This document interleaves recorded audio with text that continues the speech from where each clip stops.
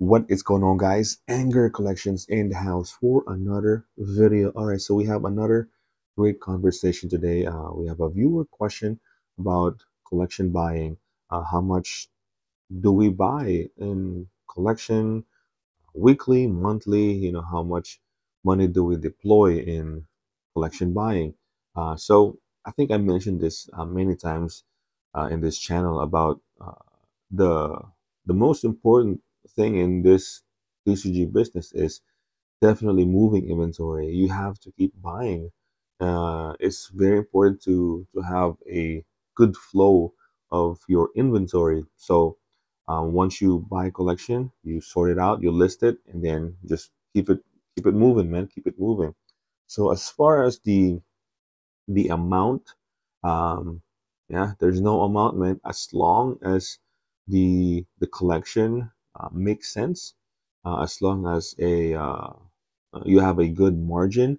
Let's just say, I don't know, $1,000, $2,000 collection, TCG low. You buy it at 60, 65%, even actually lower nowadays, because like most of the cards are like, you know $3 to $5, even like at the $10 cards in their collection.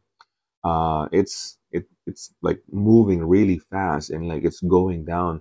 And as far as like the collection that's like showing up lately, it's like, the recent cards, Wilds of Eldraine, Ixalan, a lot of these standard, um, I want to say like a year, 2 years of collection worth of cards. So it's uh, definitely different than like buying like a bigger like $3,000 to $5,000 collection, man. And the actual cards on the list, so it's very very different. So there's no amount, as long as the the collection that you're buying makes sense, and it's actually worth your time, sorting, listing. And you got to make sure that, as far as like in your inventory, you don't have like doubles. You have like freaking 50 Path Exile or like, I don't there's multiple cards that you'll have multiples of, and that's fine, because it will sell regardless. I don't know, like 20 Swords to Plowshares, or like, what is it, like, I have like multiples of. It's like, even the commons and commons, Galvanic Blast, Glint Hawk, um, yeah, those will sell. Mirror Enforcer, Frogmite. Yeah, I'm talking about just like commons and commons, right? But kid you not, those cards sell like every day. Every day someone wants those cards. And as far as like the rares, Solitude or Ragavans or Fetch Lands, they do sell still, but the rate of expensive, and then the kind of like the cheaper cards. I mean, the cheaper cards actually like moves much faster. So I think, yeah, you gotta keep an eye on like, on how much you buy on the expensive cards, because like I said, the flow of those, the rates, the rate, how much they sell every day, it's different. But and now, so I think the amount, actually, the opportunity out there right now, uh in collection buying is, oh my god, there's so much collection out there, man. So much collection, because the fact that, freaking economy is like down, man. Mortgage, rent, food, housing, like, just gas. It's crazy, man. Like, you hear it on the news right now. There's so much. Oh my god, a lot of people are needing cash right now. um it's ridiculous, man. It's ridiculous. So a lot of people are actually liquidating. Yeah, liquidating their collection. I mean, I'm not liquidating, like most of my collection, right? My personal collection, but I started moving some of my personal collection, like my dual lands, not like crazy, like sell out everything, but like just a few cards here and there. Because my strategy is you can always just buy them. You know, what I need is the inventory to just buying more collection and trying to like replenish my inventory and having new cards. So it's important to sacrifice even your personal collection, man. Now I don't know if I'm gonna liquidate or get rid of my personal no power nine, my power nine, because it's just a different level, man. Like once you have the power nine, it's kind of like really hard. But eventually, I might end up selling the power nine. Who knows, man? But as far as like most collection nowadays, a lot of people are liquidating, man.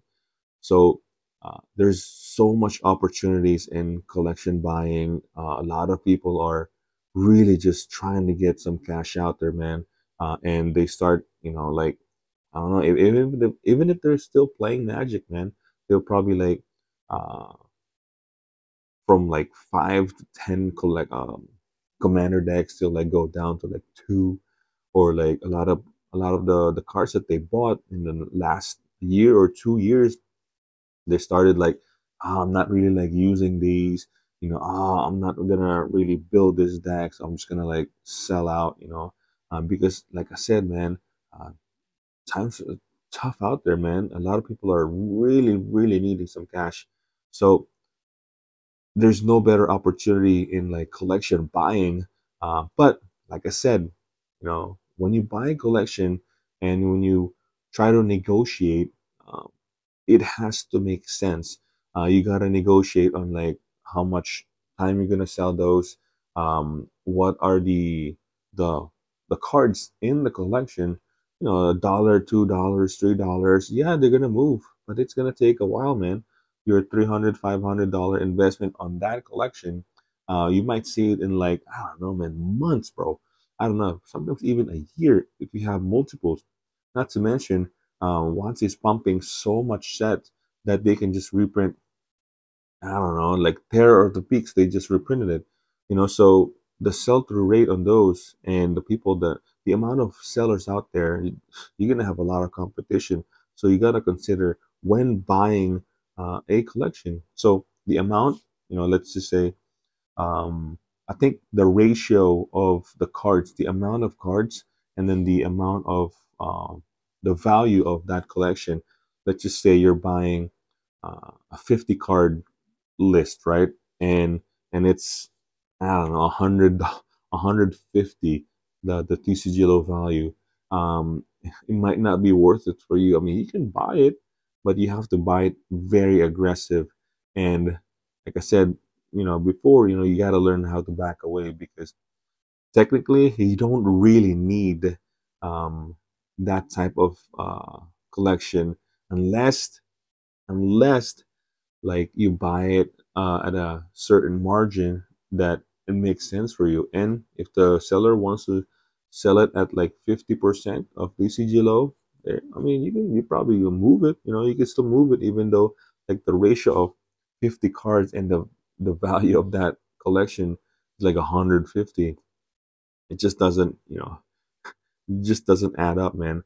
Now, if you see a collection, like let's just say 100 cards, and it's like $2,000, right? So now you can move up a little, the percent on that. Maybe buy it at like 60, 65%, even more, because it's like really good cards, and it's good for your inventory. So I hope I answered the question about like how much value, how much money do you deploy in like monthly. There's really no value if you have, like I said, being liquid nowadays is it's never been better, man. So if you have the liquidity, money to buy a collection, there's no amount, bro. There's no amount. You gotta keep uh, buying. You gotta keep your inventory flowing. So yeah, there's no amount monthly, weekly. If the collection makes sense, man, go for it, bro. Go for it because it's there's oh man, the opportunity, the amount of collection nowadays. the amount of people needing cash nowadays, it's crazy, bro. It's crazy. So yeah, there's no amount. And as far as the rate on how much you buy monthly, same thing. There's no like, if you can buy weekly, daily, weekly, monthly, 5 collections, um go for it, man. If you can actually work it out and like buy it, list it the same day, and then like sell it, if and if you can move them like in a day, it's perfect. That's good to go, bro.